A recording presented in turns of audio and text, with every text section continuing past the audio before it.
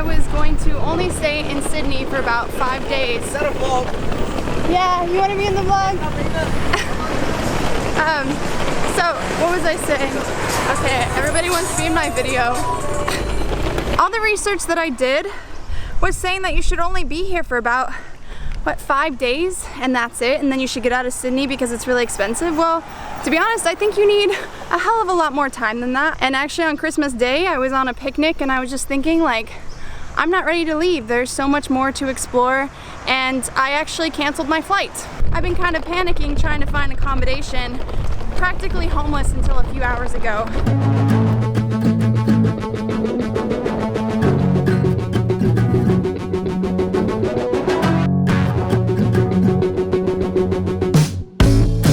I wanna be your ocean blue. Won't you be my forever true?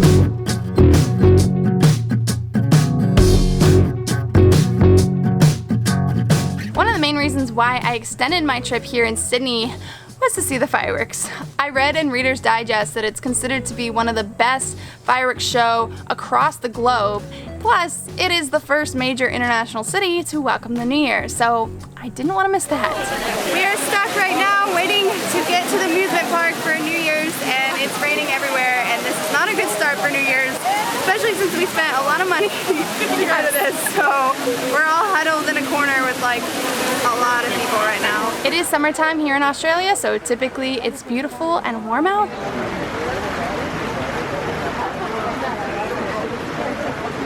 How are you guys doing?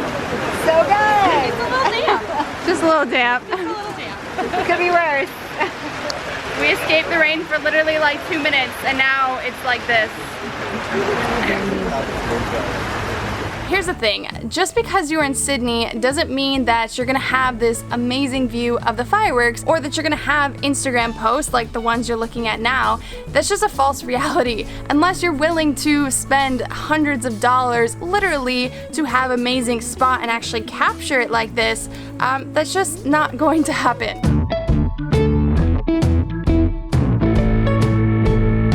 For example, the botanical gardens in Sydney that give you this great view of the harbour and the opera house is typically free. On any other day you can go and like explore and sit down and relax, and it's all free, except on New Year's Eve. On New Year's Eve, if you want to go for free, you literally have to get in line at like 4 in the morning just to enter the park and then wait until the show at midnight. And the crazy part is people do this. If you want to reserve your spot and not wait in these crazy lines, which you can do, then you're looking at paying like $140 to secure your spot. Another option is to go to a bar. Is that enough drinks?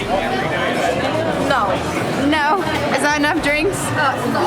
Is that enough drinks? Oh, why? What are you meaning? I don't know what you're meaning. I have a friend who went to a bar that was right on the harbor, so I think she had a view of the opera house, but not exactly the bridge. She paid $190 to go to this bar and have this view, and it included one drink. Just one. If you want, you can rent a boat, but that costs like $400 to $500 per hour to have a boat on the harbor, and you can watch the fireworks show there, which actually might be a good idea if you had a large group of people and somebody had their boating license. But if that's not an option for you, then it's gonna cost you like $500 to $800 per person to go on a boat to watch the show. So what I did, I paid $180 to go to Luna Park. Don't want to mislead, this is all you need. Be your everything, yeah, I'll be your everything. Still too soon to feel, please just say it's real. More than just a thrill, not just in it for the thrill. I'm in it for the love, cause love it needs to touch it. You're pressing on my body, babe, let me tell you something. I'm in it for the love, cause love it needs to touch it. You're pressing on my body, babe, let me tell you something. I'm in it for the love. I'm in it for the love.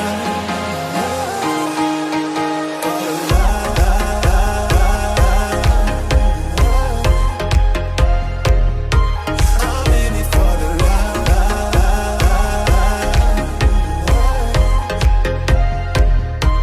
I mean, I don't typically spend this much money on something that's only gonna last a few hours, but I did look at it as a once-in-a-lifetime opportunity. The thing is, just because you got into the park, you still need to start queuing to watch the fireworks to get the view that you paid for. So guys, what are we doing right now? We are sitting on the dock an hour and 50 minutes before the fireworks start. Apparently that's what you spend money to do. Forever. All these people. Oh my god. I mean, we didn't purchase this ticket to have a bad view. The first hour we were seated, but as it got closer to midnight, people started to get like really rowdy and picking fights and crawling over people, climbing over them, so everybody stood up to kind of maintain their spots. And I'm not joking, as minutes were inching towards midnight, I thought there was potentially going to be some fights going on, people fighting over the views, people climbing on the edge. I mean, there was police boats on the sides, I'm assuming there in case somebody gets pushed in, which I'm pretty sure almost happened, of people trying to get this, you know, a spot so they can film the fireworks. It's a little crazy, but definitely was worth it for when we finally did see the magnificent show.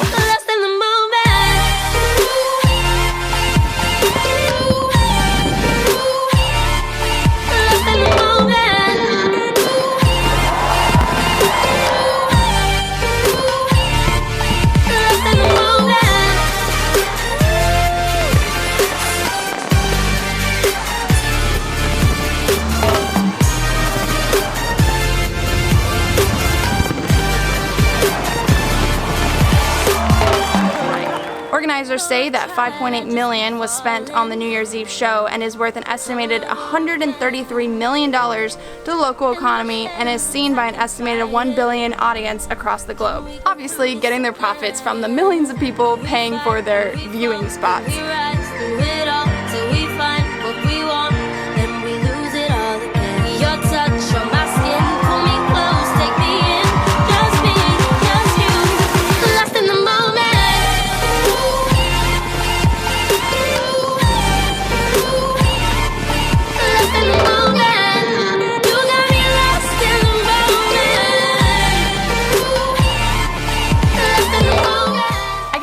Letdown to me from going and watching the fireworks was that when it hit New Year, nobody said Happy New Year. Nobody kissed each other, nobody hugged each other. It was all, oh my god, I have to get the shot of the fireworks, I have to get my phone up, I have to capture this all for I don't know what. And people again were pretty greedy and pretty rowdy towards each other. It wasn't until the show ended that people were like, oh, Happy New Year, I guess. I don't know why people feel the need to capture it all on video or photo and they're not just enjoying the experience. I promise you, you can go watch it on YouTube, on Instagram, on the news afterwards. You don't need to film it yourself. Take a photo or something or a quick video, but don't spend the entire time doing that. Unless you work in social media, unless you're like me and you make a living from this. Travel is not about showing people where you've gone or what you've done. You don't need proof to validate your travels. You just need the passion and the experience and the stories. I am very happy that I got to enjoy the fireworks show. It was magnificent. It was incredible. I am happy I purchased the ticket. I mean, this was a once-in-a-lifetime opportunity and I will forever have this memory, but if I didn't work in social media, I definitely would not have filmed it. I would have just enjoyed it. Yeah, that's all I have for you guys today. I hope you enjoyed this. I hope that it didn't scare you from coming to watch the Sydney fireworks. I definitely still recommend it, but just that you're aware of what's the reality, and so you're not expecting one thing and then you come in and you're like, oh my god, this is not what I wanted or expected. If you enjoyed this video, give it a thumbs up, leave me a comment, tell me if you were shocked at all by this footage and what the reality of the show is. Make sure you come back next week because I've got a pretty crazy video to show you guys. If you're one of my Patreons, it's the one about the storm and some lightning. I kind of almost died, so you don't want to miss that. It's a video! Happy New Year! Happy New Year! Happy New Year! Welcome to rainy Sydney!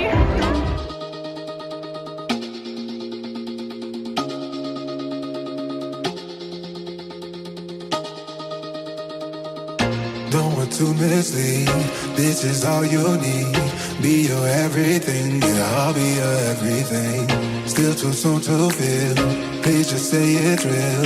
More than just a thrill, not just in it for the thrill. I'm in it for the love, cause love it needs to touch it. You're pressing on my body, babe, let me tell you something. I'm in it for the love, cause love it needs to touch it. You're pressing on my body, babe, let me tell you something. I'm in it for the love. I'm in it for the love.